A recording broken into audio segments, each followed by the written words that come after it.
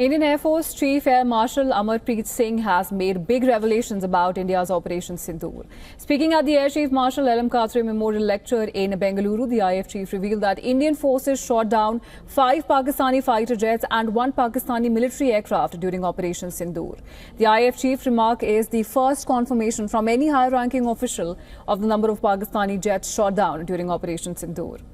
He also said that India shot down a Pakistani military aircraft at a distance of about 300 kilometers, making it one of India's largest ever recorded surface-to-air kill. According to the IAF chief, the military aircraft was either an electronics intelligence aircraft or an airborne early warning and control aircraft. ये नुकसान ये 9 number. And this is the last slide I have on this. That is Shahbaz, the Jacobabad airfield, one of them, again, a major airfield that was attacked. And here there's an F-16 hangar, which you can see here. And here this is the photograph again from open source, from one of their earlier picture of the same hangar. And here that hangar, which is one half of the hangar is gone.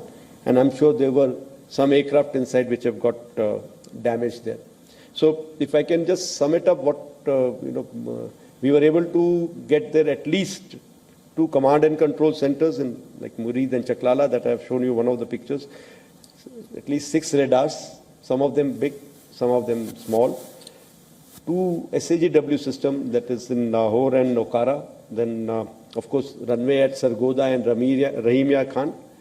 3 hangars that we attacked. One was, of course, Sukur, the UAV hangar, the Bholari hangar of AEWNC, and Jacobabad, the F-16 hangar. And we have indication of at least 1 AEWNC in that AEWC hangar, and a few F-16s which were under maintenance there.